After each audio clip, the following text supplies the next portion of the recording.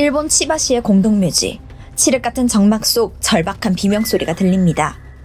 흙바닥에 쓰러진 어린 소녀와 그녀를 둘러싼 5명의 남성들.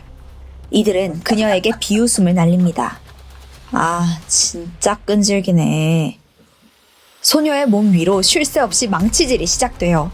주변의 묘석들까지 뽑아 던졌죠. 1개, 2개, 3개, 심지어 거대한 석재를 들더니 그대로 몸 위에 내리칩니다.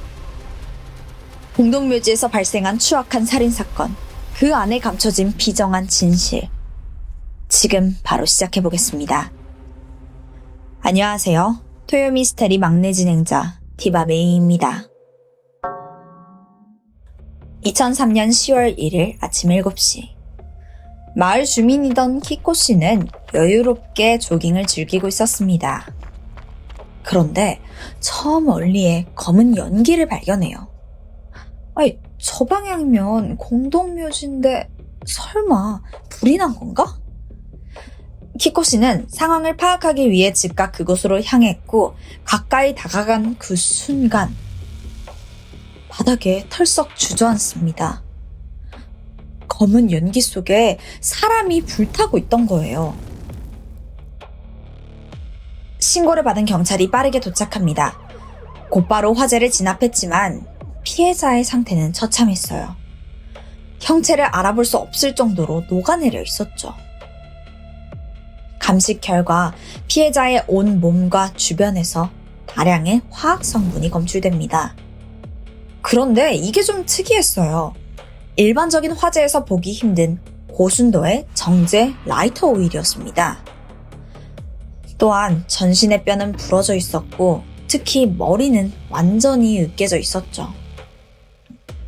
누군가 살인 후 증거를 인멸하기 위해 고의로 방화를 저지른 게 분명했습니다. 범인을 추적할 단서가 모두 사라졌지만 기적적으로 피해자의 오른손가락에서 지문 일부 검출을 성공해요. 이걸 통해 신원 확인을 할 수 있었죠. 그녀는 치바시 와카바구에 살던 16살 소녀 이시바시 유코였습니다. 누군가에게 살해를 당한 만큼 강한 원한을 사기엔 너무 어린 나이예요. 경찰은 비면식범에 의한 무차별 범죄로 추정했죠. 지역 내 동종 전과자를 중심으로 수사를 하는 한편 사망한 유코에 대해서 조사도 시작합니다. 그런데 여기서 뜻밖의 사실이 밝혀져요. 유코가 결혼을 했던 거예요. 그녀의 남편은 22살이던 이시바시 히로노부였습니다. 참고로 일본에는 결혼을 한 부부는 같은 성을 써야 한다는 규정이 있어요. 대부분 아내가 남편의 성을 따라가죠. 하지만 유코는 달랐습니다. 남편인 히로노부가 성을 바꿨던 건데요. 근데 이 히로노부가 좀 독특했던 건 고작 22살의 나이에 3번의 재혼을 한 전적이 있었습니다. 그때마다 아내를 따라서 성을 바꿨고요. 이거 뭔가 좀 수상한 냄새가 나죠? 더 이상한 건 이 결혼 사실을 유코의 부모님은 물론이고 친구들까지도 새까맣게 모르더라고요. 이 수상한 상황 속에 경찰이 히로노부를 주목하던 그때 경찰서에서 전화벨이 울립니다. 지금 뉴스에서 보도되고 있는 그 시신, 제 아내 같은데요. 놀랍게도 히로노부가 먼저 경찰에 연락을 취했던 건데요. 그는 아내가 전날 밤 실종되었다고 말합니다. 그의 주장에 따르면 그날 새벽 일을 마친 유코가 전화를 걸었대요. 근데 완전히 겁에 질린 목소리로 빨리 좀 데리러 와달라고 애원을 했다는데요. 히로노부가 곧장 달려갔지만 가게 앞에서는 아내가 보이지 않았어요. 다시 한번 전화를 걸었는데 여기서 더 당황스러운 상황이 펼쳐집니다. 아내 유코가 아는 사람이 데리러 왔다라면서 그냥 뚝 끊어버리더라고요. 히로노부는 그 말을 믿고 집에서 기다렸다고 합니다. 하지만 아침이 밝도록 아무 소식이 없었고 그러다가 뉴스 보도를 접했다는데요. 그는 아내를 구하지 못했다며 자책하며 괴로워했습니다. 히로노부의 이 안타까운 사연은 금세 일본 전역으로 퍼져나갑니다. 뉴스 채널은 앞다투어서 보도했고 대중들은 히로노부에게 위로를 전했죠. 며칠 뒤 그는 언론사와 인터뷰를 하기 위해 모습을 드러내는데 그런데 그의 행색이 좀 기묘했어요. 짧은 머리를 노랗게 염색하고 또 화려한 자수가 수놓인 저지를 입고 있었죠. 아내를 잃은 남편보다는 약간 불량배? 양아치에 가까워 보였습니다. 심지어 차 안에서 여유롭게 담배를 흔들기까지 했죠. 더욱 소름 끼치는 건 그의 담담한 태도였습니다. 자책을 하던 모습은 온데간데 없었고 무미건조한 목소리로 아내 유코를 이름이 아닌 피해자라고 지칭하더라고요. 또 카메라 앞에서 피해자가 남자 문제가 더러웠다. 금전 문제도 심각했다. 죽은 아내를 헐뜯기 바빴습니다. 마치 살인 책임이 피해자인 아내에게 있다는 듯 그런 말투와 행동이었죠. 경찰은 이 모습에 강한 위화감을 느꼈습니다. 그리고 즉각 사건 당일인 10월 1일 히로노부의 알리바이를 파헤치기 시작하죠. 그가 주장한 알리바이는 단 하나뿐이었습니다. 사건 당시 나는 집에서 자고 있었다. 근데 이걸 증명할 목격자나 증거는 전혀 없었죠. 하지만 반대로 또 경찰 입장에서도 이걸 반박할 증거는 없었어요. 여기서 경찰은 한 가지 아이디어를 떠올립니다. 사망한 유코의 몸과 현장에서 나온 다량의 정제 라이터 오일 있잖아요. 분명 이건 사건 전에 구매했을 거죠. 경찰은 즉각 시내의 모든 CCTV를 확보해서 분석합니다. 며칠간 이어진 수사 끝에 결정적인 장면 하나를 포착해요. 사건 전날 밤 현장 인근의 대형 할인점에서 히로노부가 라이터 오일을 10통이나 사는 모습이 찍힌 겁니다. 그런데 그는 혼자가 아니었어요. 10대 소년 4명과 농담을 주고받으며 낄낄거리고 있었죠. 경찰은 해당 제품을 수거해서 정밀 감식에 들어갑니다. 그 결과 현장에서 검출된 성분과 완벽하게 일치해요. 경찰은 즉시 히로노부와 그 일당들을 긴급 체포합니다. 이들은 하나같이 무죄를 주장했지만 경찰이 내민 CCTV에 꼬리를 내립니다. 그들이 밝힌 이 사건의 전말은 가히 충격적이었어요. 사실 히로노부와 유코는 일반적인 부부가 결코 아니었습니다. 이들에게 결혼은 사랑이 아닌 철저한 거래였죠. 네, 위장 결혼을 했던 거예요. 이 상황을 이해하기 위해서는 먼저 유코의 과거를 알아볼 필요가 있습니다. 어릴 적 유코는 핸드볼 동아리에서 아마추어 선수로 활약했어요. 그때까지만 해도 가족들과 잘 지내고 학교 생활도 평범했죠. 하지만 중학교 3학년이 되면서 상황은 급변합니다. 어떤 이유에서인지 동아리 활동을 그만둔 거예요. 그러면서부터 성격이 점점 바뀌기 시작했죠. 어느새 불량 서클과 어울리기까지 합니다. 가족들은 사춘기로 인한 방황이라고 생각했어요. 하지만 이게 시간이 지날수록 심각해지는 거예요. 밥 먹듯이 거출하는 것도 모자라서 술집에서 몰래 아르바이트까지 합니다. 이걸 알게 된 부모님은 펄쩍 뛰었죠. 당장 유코를 끌고 왔고 케어센터에 입소시킵니다. 이때 잠시 정신을 차리는 듯 했지만 달라지는 건 없었어요. 끝내 유코는 고등학교를 자퇴하고 부모님과의 연을 끊어버립니다. 그리고 그녀가 향한 곳은 스낵바였습니다. 사실 토미를 자주 보시는 분들에게는 익숙한 단어죠. 이곳은 단순한 가게가 아니에요. 손님과 술을 마시며 대화를 나누는 접객 서비스를 제공하죠. 유흥업소까지는 아니지만 결코 건전한 아르바이트라고 보기엔 좀 어려워요. 이때 유코는 마음이 조급했습니다. 혼자서 살려면 돈이 더 많이 필요했거든요. 근데 가출 청소년이 큰돈 벌 방법이 뭐가 있겠어요. 유흥업소뿐이었습니다. 근데 문제가 있어요. 유코는 고작 16살 미성년자입니다. 일본은 유흥업소에서 일하려면 최소 18살이 되어야 해요. 미성년자 보호 규정이 엄격했고 업주도 법적인 처벌을 받기 때문에 16살 아이에게 일을 줄 사람은 없었죠. 막막하던 그때 유코에게 한 남자가 다가옵니다. 불량서클에서 한번 만난 적이 있었던 히로노부였죠. 그는 이때 유코를 이렇게 설득해요. 나랑 위장 결혼하자. 법적으로 부부되면 너 성인으로 인정받을 수 있어. 그럼 유흥업소에서 일할 수 있는 거야. 당연히 결혼을 한다고 해서 미성년자가 유흥업소에 취직할 수는 없습니다. 하지만 이 사실을 몰랐던 유코는 히로노부의 설득에 넘어가요. 결국 2003년 7월 그와 혼인신고를 하게 됐고 그러자마자 히로노부는 본색을 드러냅니다. 유코를 불법 유흥업소에 팔아버린 거예요. 심지어 위장 결혼의 대가로 거액의 상납금을 요구해요. 처음부터 돈이 목적이었던 겁니다. 알고 보니까 이 인간이 악질 중에 악질이더라고요. 어릴 적 히로노부는 부모님의 이혼과 재혼 속에서 혼자 남게 됩니다.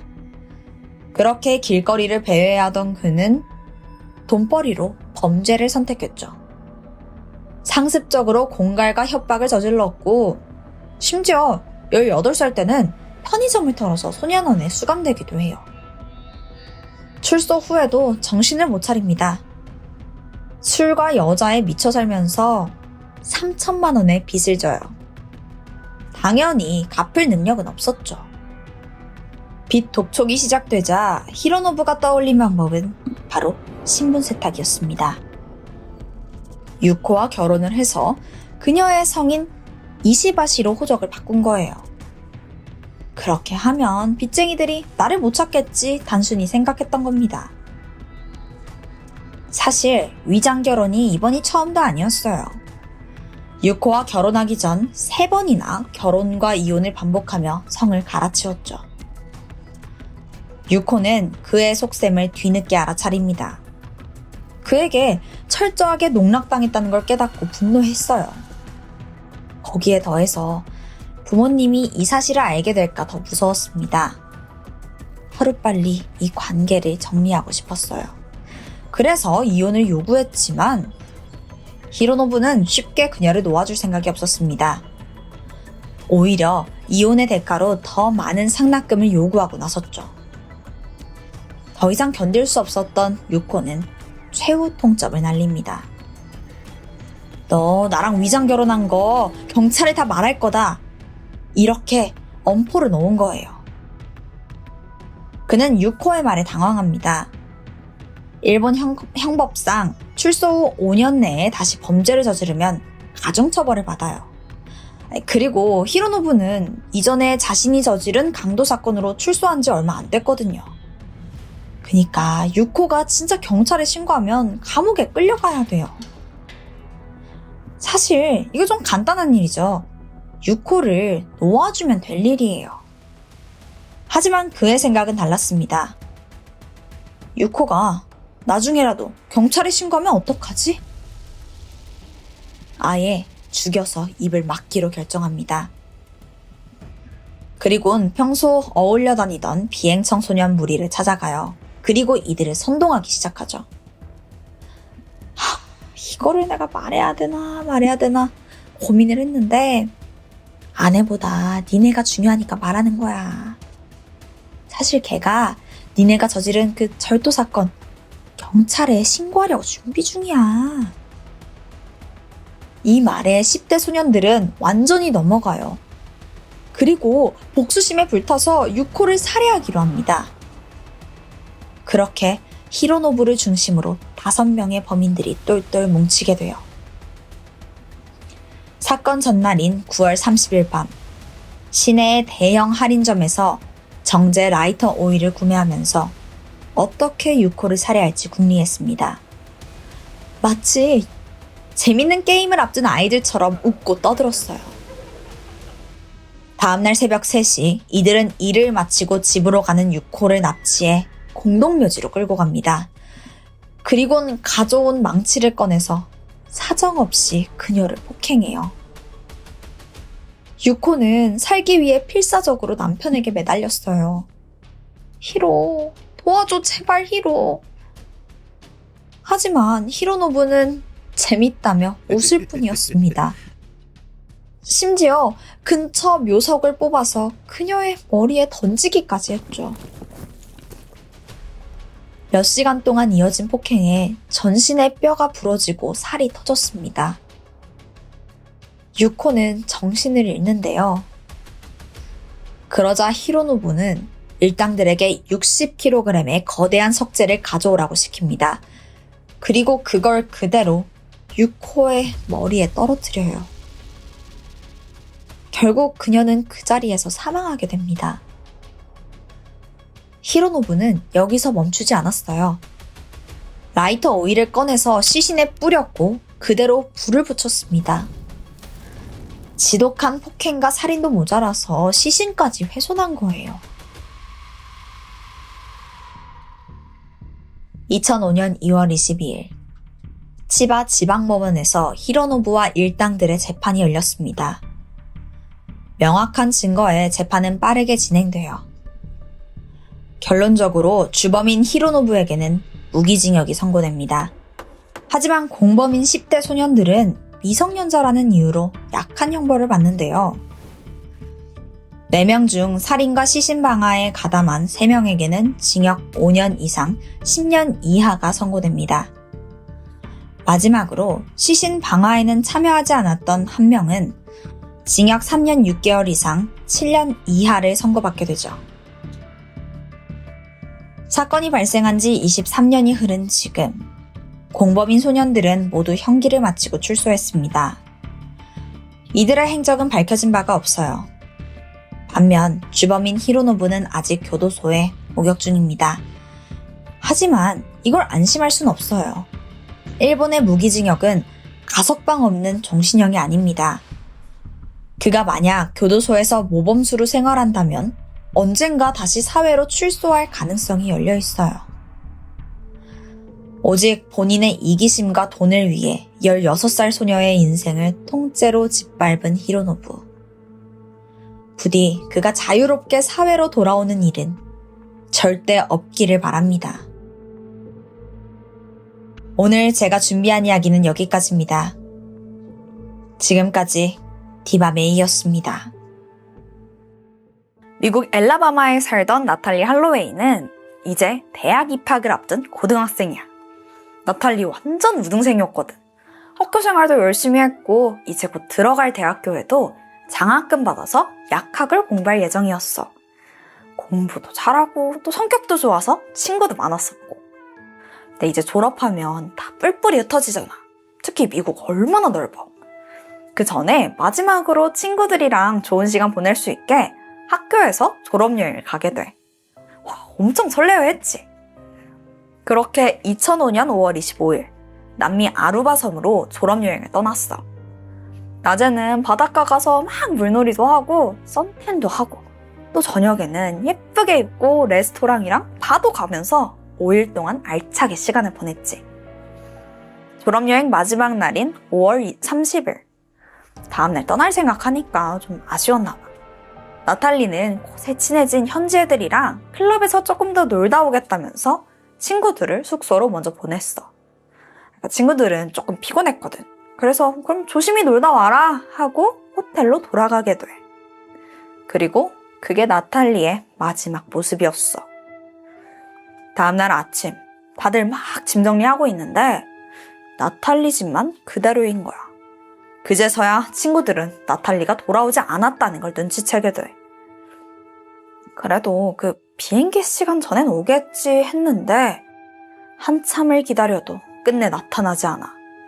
결국 걱정이 된 친구들은 실종 신고를 하게 돼. 바로 수사가 시작됐지. 근데 그 나탈리 마지막으로 만났던 현지 애들.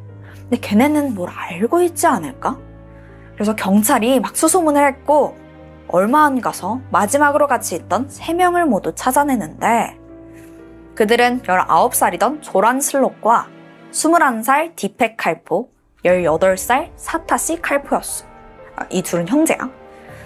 당일에 무슨 일이 있었는지 얘네 다 불러서 물어봤지. 근데 얘네 진술이 좀 오락가락해. 처음엔 칼포 형제 차 타고 근처 해변에서 다 같이 놀다가 새벽 2시쯤 나탈리를 호텔 앞에 내려주고 3명은 다 집에 갔대.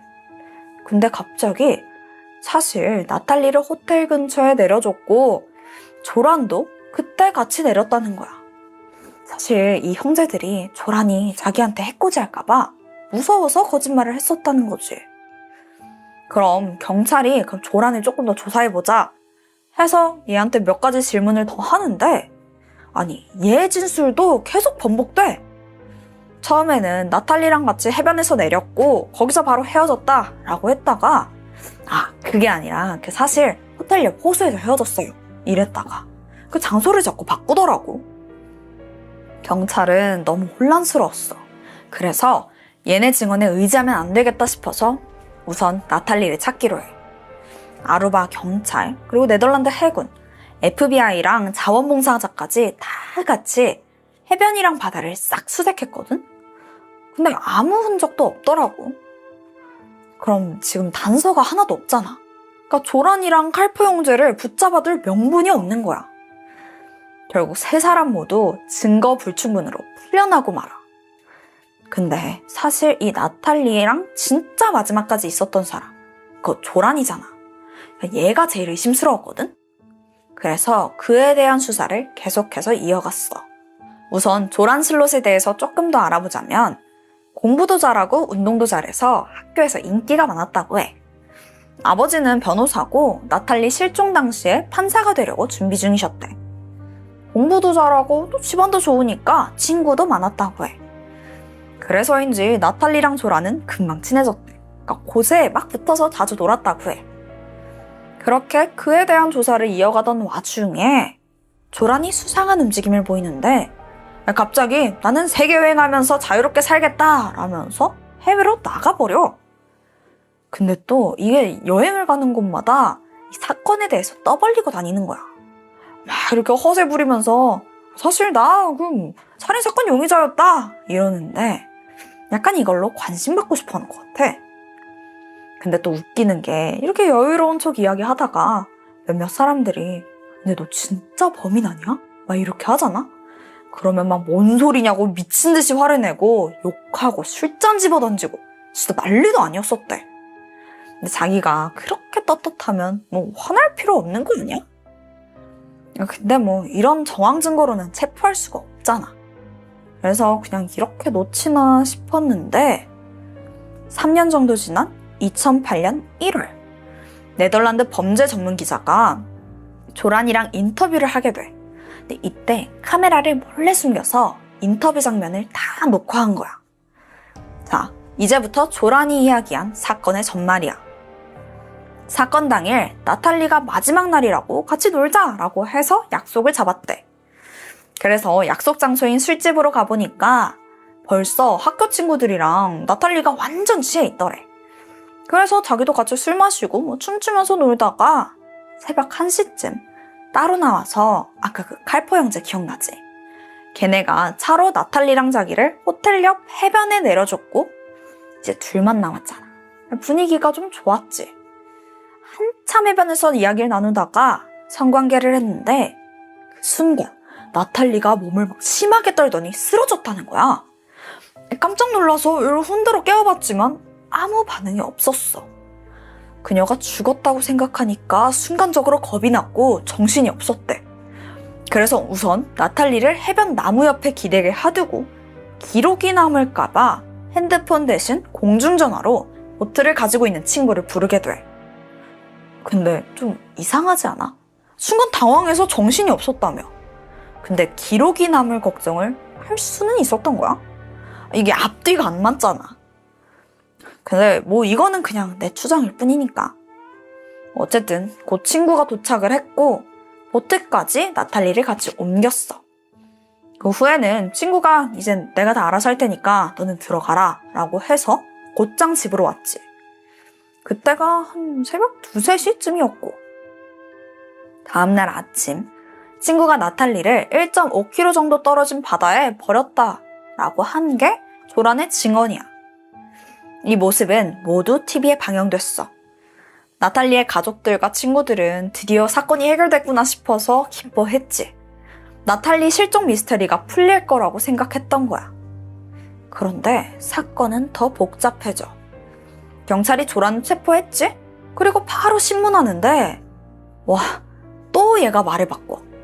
사실 이게 다 그냥 기자가 원하는 대로 얘기해준 거다 라면서 거짓말이라더라고. 아니 근데 얘가 갑자기 잡혀오니까 그냥 말 전해는 거 아니야? 그래서 경찰이 바로 조사를 해봤는데 진짜로 그날 밤에 공중전화 사용 기록이 없더라고. 뭐야? 심지어 조란이 불러냈다고 한 그 친구는 그 당시에 아예 섬에 없었어. 그리고 보트를 가지고 있지도 않대. 자기는 그냥 뭐 기자 좀 놀리려고 한 거다 이러면서 진짜 거짓말이라는 거야. 근데 얘 진짜 사이코 아니야? 이런 걸로 장난을 쳐. 그래서 혹시나 하는 마음에 바다 수색도 더 해보고 조사도 해봤는데 결국 아무것도 밝혀내지 못했고 결국 조란을 풀어줬어야 됐어. 아니 이게 말이 돼? 어쨌든 사건은 결국 미궁에 다시 빠지고 말아. 가족들은 나탈리 시신이라도 찾을 수 있다는 그 희망을 가졌는데 이 모든 게 그냥 물거품이 된 거야. 또다시 시간이 흘러서 2010년 2월 조란의 아버지가 심장마비로 갑작스럽게 사망하게 되거든. 그랬더니 조란이 또다시 나서 이제 아버지도 돌아가셨으니까 모든 진실을 밝히고 나탈리 가족들을 돕겠다 이러더라고. 대신 대가가 필요하다면서 25만 달러를 요구하더라고. 가족들은 이 돈 준다는 게 좀 억울했지만 지금 증거도 없고 다른 방법이 없었거든. 결국 그 제안을 받아들이게 돼. 이 조란이 또 세계여행 간답시고 해외로 튈 수도 있잖아. 그럼 사건 해결 못할 거 아니야. 혹시 일이 잘못돼도 다른 혐의로 잡아놓으려고 FBI가 작전을 세우기 시작해. 근데 이게 나탈리 살해 혐의로 체포하기엔 아예 증거가 없잖아. 그래서 생각한 게 갈취 혐의였어. 사실 유가족한테 돈 뺏는 거나 다름없으니까. 나탈리 유기 장소를 말하면 바로 갈취 혐의로 일단 체포해두려고 한 거지. 그렇게 만발의 준비를 하고 조란을 만나러 갔어. 또다시 얘가 신나서 이야기하는데 이때 새롭게 진술한 사건의 전말은 이거야.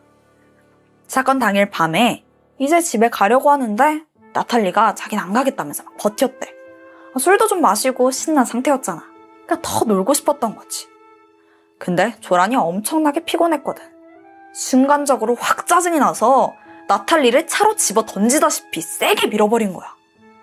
그런데 하필 차 모서리에 그녀의 머리가 찍혔고 갑자기 피가 철철 나기 시작해. 그렇게 나탈리는 손 쓸 새도 없이 사망하고 만 거야.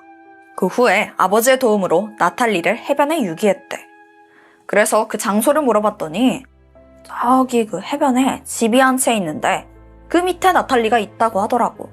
원래 해변 구석에다가 시신을 매장했는데 지금 그 위에 집이 세워졌다는 거지. 그러니까 그 집 밑에 있을 거라고 의기양양하게 말하더라고. 그래서 경찰이 바로 확인해보는데 진짜 어이없는 게 뭔 줄 알아? 그 집, 그 나탈리 실종 전에 이미 지어진 집이었어. 진짜 미치겠네. 얘 또 거짓말한 거야. 자, 그래도 갈취 혐의로라도 체포할 수 있잖아. 근데 FBI가 기소도 하기 전에 페루로 홀랑 도망가 버려. 아니, 진짜 이럴 수 있어? 그 답답한 상황이 계속 이어지는 거야. 유가족들 마음이 어땠겠어. 그 후로 조란이 조용히 사는가 싶더니 뜻밖의 사건으로 소식을 알리게 돼. 2010년 5월인데 페루에서 조란이 체포됐다는 거야. 보니까 살해 혐의더라고. 피해자는 21살이던 스테파니 플로레스. 조란이랑 카지노에서 만나서 그날 같이 게임을 했는데 스테파니가 돈을 꽤 많이 땄던 거야. 조란은 그 돈에 욕심이 생긴 거지. 그녀를 자기 방으로 유인하더니 그대로 살해하고 바로 칠레로 도주했어. 하지만 이번엔 얼마 못 가서 바로 체포됐고. 조란은 갈취죄로 이미 기소돼 있잖아. 그래서 FBI가 범죄인 인도를 요청했지만 페루 정부는 당국에서 이 살인죄에 대한 대가를 치르기 전까지 다른 나라에 보낼 수 없다라면서 거절했어. 그래도 일단 잡혀 있으니까 더 이상 도망갈 순 없잖아. 우선은 기다려보기로 했지. 2012년 1월 13일 조라는 스테파니 살인과 절도죄로 28년형을 선고받게 돼. 그 후로 페루에서 죗값을 치르다가 2023년, 그러니까 바로 작년이지, 미국으로 송환됐고. 근데 이렇게 송환되고 나서 얘가 입이 근질근질했는지 같은 해 10월 또다시 자백을 하거든? 진짜 사실 듣기도 지겹지? 근데 이번엔 좀 달라. 진짜 마지막으로 한 번만 들어봐봐. 2005년 사건 당일 해변가에서 나탈리를 추행하려고 했던 거야. 당황한 나탈리가 크게 저항했는데 그 모습에 갑자기 분노가 치밀었고 옆에 있던 콘크리트 벽돌로 그녀의 머리를 내려쳐서 살해했다고 하더라고. 그 후에 바다의 시신을 유기했대. 이번엔 진짜 확실히 하자 싶어서 거짓말 탐지기 테스트도 진행했는데 공식적으로 사실이라고 판명돼. 조란이 진짜 범인이 맞았던 거지. 18년간 미스테리였던 나탈리 실종 사건의 진실이 드디어 밝혀진 거야. 하지만 아직 남은 게 있지. 그녀의 시신은 발견되지 않았어. 현재도 아루바섬 검찰은 나탈리 사건은 아직 종결되지 않았다면서 계속해서 조사를 진행하고 있다고 해. 새로운 정보가 입수되면 더 적극적으로 수사할 거라고 밝혔어. 오늘 사건 어때? 너무 답답했지. 진짜 끝날 듯 끝나지 않는 그 자백들이 더 유가족들을 힘들게 했을 것 같아. 특히 그 범인의 태도가 진짜 열받았고. 하루빨리 이 사건이 완벽하게 해결돼서 이미 너무 늦었지만 나탈리가 다시 가족의 품으로 돌아갈 수 있길 바랄 뿐이야. 오늘 내가 준비한 사건은 여기까지. 그럼 우린 다음 영상에서 만나.